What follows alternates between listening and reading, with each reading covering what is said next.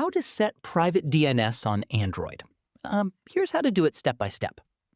First, open the Settings app on your Android phone. Scroll down and tap More Connectivity Options. Now look for the Private DNS option. Tap Private DNS to open the settings.